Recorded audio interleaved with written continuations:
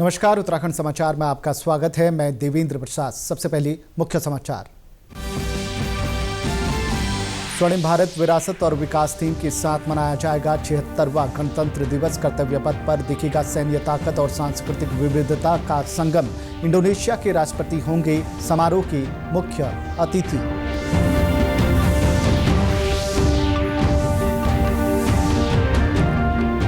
राष्ट्रीय खेलों की तैयारी को लेकर खेल मंत्री रेखा आर्या ने ग्राउंड जीरो से ली अधिकारियों से लाइव रिपोर्ट। आयोजन स्थलों का अंतिम सौंदर्यीकरण के लिए पहुंचे वेन्यू मैनेजर। 22 जनवरी की शाम तक पूरा होगा काम।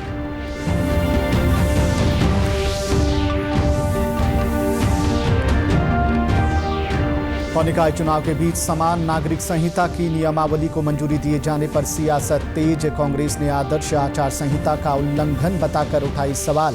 भाजपा ने आरोपों को कांग्रेस की बौखलाहट दिया करार। अब समाचार विस्तार से। इस वर्ष गणतंत्र दिवस की परेड में भारत की सांस्कृतिक विविधता और सैन्य शक्ति का शानदार प्रदर्शन होगा। इसमें संविधान लागू होने के 75 वर्षों और जन भागीदारी पर विशेष रूप से ध्यान केंद्रित रहेगा।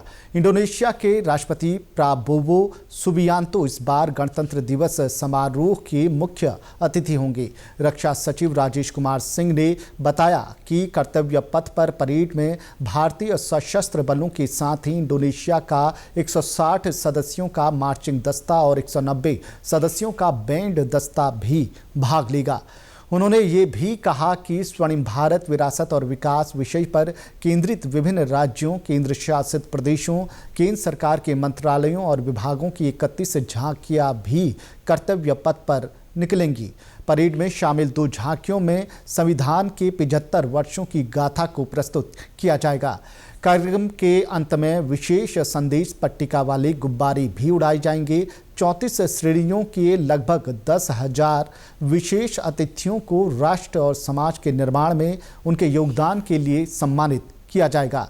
उनमें ग्राम पंचायतों के वे सरपंच भी शामिल हैं जो प्रमुख सरकारी योजनाओं को आगे बढ़ा रहे हैं। उन्हें विशेष अतिथि के रूप में ये समारोह देखने के लिए आमंत्रित किया गया है। रक्षा मंत्रालय ने बताया है कि ये अपने अपने क्षेत्रों में महत्वपूर्ण उपलब्धियां हासिल करने और सर्वश्रेष्ठ प्रदर्शन करने वाले व्यक्ति हैं जो स्वर्णिम भारत की भावना को साकार कर रहे हैं। 38वें राष्ट्रीय खेलों की तैयारी को लेकर खेल मंत्री रेखा आर्या ने सभी जिलों के खेल अधिकारियों से ग्राउंड जीरो से लाइव रिपोर्ट ली। इस दौरान सभी जिला खेल अधिकारी आयोजन स्थल पर खड़े होकर इस वीडियो कॉन्फ्रेंसिंग में जुड़े थे। राजीव गांधी इंटरनेशनल स्टेडियम स्थित खेल सचिवालय में हुई इस समीक्षा बैठक के बाद खेल मंत्री रेखा आर्या ने बताया कि सभी जनपदों में आयोजन स्थलों पर वेन्यू मैनेजर पहुंच गए हैं। सभी आयोजन स्थल वेन्यू मैनेजर को सौंपे जा रहे हैं। उन्होंने बताया कि वेन्यू हैंड ओवर का ज़्यादातर काम कर लिया गया है और बाकी जगहों पर 22 जनवरी की शाम तक ये काम पूरा हो जाएगा। खेल मंत्री रेखा आर्या ने बताया कि वेन्यू मैनेजर ही आयोजन स्थलों का अंतिम सौंदर्यीकरण करके फाइनल टच देंगे। बैठक के दौरान खेल मंत्री रेखा आर्या ने सभी कार्यदायी संस्थाओं को ये निर्देश भी दिए कि काम पूरा होने के बावजूद उनके जेई और एई आयोजन स्थल पर खेल समाप्त होने तक रुकेंगे, जिससे कभी भी जरूरत पड़ने पर उनसे काम लिया जा सके। इस अवसर पर विशेष खेल सचिव अमित सिन्हा, खेल निदेशक प्रशांत आर्य, उप निदेशक शक्ति सिंह समेत अन्य अधिकारी और मैनेजमेंट टीमों के लोग शामिल हुए।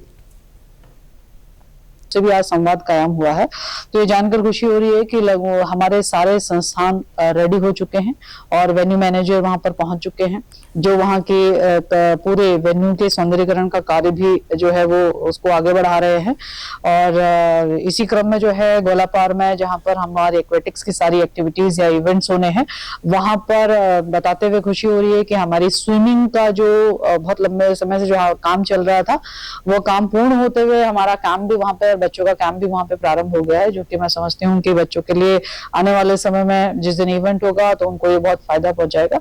तो लगातार जो हमारी तैयारियां हैं वो बिल्कुल पूर्ण हो चुकी हैं, और निश्चित रूप से पूर्ण होने के बाद में उन तैयारियों में जो उनका एक प्रकार से सौंदर्यीकरण है वो मेन्यू मैनेजर को जो है वो हैंडओवर करने के जो है निर्देश, जहां कुछ कुछ स्थानों रह गए थे वो आज निर्देश दिए हैं। इस दौरान ये बात सामने आई कि कुछ आयोजन स्थलों पर निर्माण से संबंधित उपकरण व सामग्री अभी भी स्टेडियम के अंदर मौजूद है। खेल मंत्री रेखा आर्या ने पेयजल निगम व अन्य कार्यदायी संस्थाओं के अधिकारियों को निर्देश दिए कि अगर उनका काम पूरा हो गया है तो तुरंत अपना सामान हटा लें। खेल मंत्री ने शेष काम को तत्काल पूरा करने को कहा है। 38वें राष्ट्रीय खेलों के लिए अवस्थापना सुविधाओं के व्यापक विस्तार के बाद अब उसके दीर्घकालिक उपयोग को लेकर भी काम शुरू हो गया है। जहां जहां खेल सुविधाएं बढ़ाते हुए आधारभूत ढांचे तैयार हो रहे हैं, वहां खेल अकादमी खोलने का प्रस्ताव तैयार किया जा रहा है ताकि राष्ट्रीय खेलों के बाद भी खेल गतिविधियां बेहतर ढंग से संचालित होती रहे।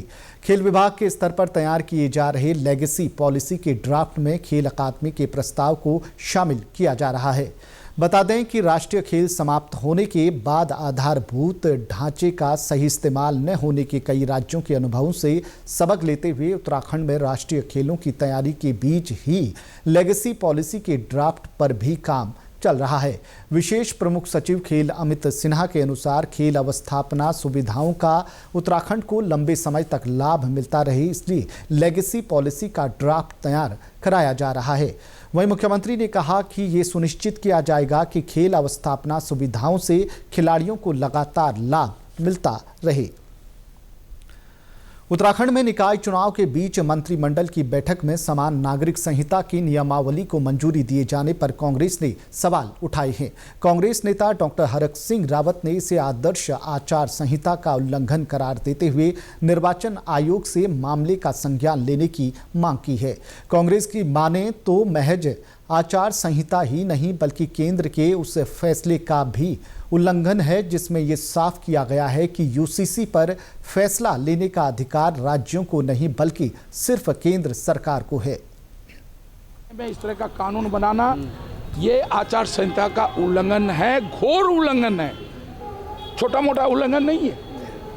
और ये निर्वाचन आयोग को, चुनाव आयोग को देखना चाहिए कि ऐसे में स्वस्थ लोकतंत्र नहीं रह सकता देश के अंदर। ये संविधान पर हमला है, लोकतंत्र पे हमला है, देश के संवैधानिक व्यवस्था पर हमला है। कैसे हो सकता है कि निकाय के चुनाव हो रहे हैं, कैबिनेट डिसीजन ले रही है? आप ऐसे समय में ऐसे कानून कैसे बना सकते हैं? दूसरा, ये केंद्र सरकार ने जो सुप्रीम कोर्ट में एफिडेविट दिया है 2022 को, उसका उल्लंघन है। प्रदेश की केंद्र सरकार ने सुप्रीम कोर्ट में एफिडेविट दिया था कि यूसीसी पर प्रदेश सरकारों को कानून बनाने का अधिकार नहीं है, इस पर केंद्र सरकार ही कानून बना सकती। ये एफिडेविट केंद्र सरकार ने 2022 को सुप्रीम कोर्ट में दिया, आप नेट पर देख लीजिएगा। तो ये केंद्र सरकार के उस एफिडेविट का भी उल्लंघन है, ये सुप्रीम कोर्ट का भी उल्लंघन है। वहीं दूसरी तरफ बीजेपी इसे कांग्रेस की बौखलाहट करार दे रही है। कांग्रेस नेता देवेंद्र भसीन की माने तो यूसीसी की नियमावली को मंजूरी सरकार की नई घोषणा नहीं है, ये चलती हुई प्रक्रिया का हिस्सा है, इसलिए इसे आचार संहिता का उल्लंघन नहीं माना जा सकता। कांग्रेस यूसीसी को लेकर भारी बौखलाहट में है। जिसमें यूसीसी का ड्राफ्ट चल रहा था, बन रहा था, तो उस समय जो हाई पावर कमेटी थे उसके निमंत्रण के बावजूद कांग्रेस के नेता उनसे मिलने नहीं गए, ना ही अपना कोई विचार उनके सामने रखा। और अब जब यूसीसी लागू होने जा रहा है और उस प्रक्रिया के तहत जो है आज माननीय मुख्यमंत्री श्री पुष्कर सिंह धामी जी के नेतृत्व में नियमावली पर निर्णय हुआ है, तो ये अपने आप में एक बहुत बड़ा कदम है यूसीसी को प्रदेश में लागू करने का। तो बेहतर होता कि कांग्रेस अगर जरा भी यूसीसी के पक्ष में है तो उसे स्वागत करना चाहिए था, लेकिन कांग्रेस गलत आरोप लगा रही है। और जहाँ तक आचार संहिता का सवाल है तो पहली बात तो ये कि कोई घोषणा नहीं है ये। दूसरी बात ये है कि चलती हुई प्रक्रिया का ही एक हिस्सा है। यूसीसी का ड्राफ्ट पहले से ही पारित हो चुका है और आगे काम चल रहा है और उसको इस महीने लागू करने की योजना भी है। तो उसी प्रक्रिया का हिस्सा होने के कारण किसी रूप में भी ये आचार संहिता का उल्लंघन नहीं है। इसी के साथ अभी तक के समाचार समाप्त हुए। दूरदर्शन समाचारों से जुड़े रहें। मिलते हैं फिर शाम 5 बजे के बुलेटिन में। नमस्कार।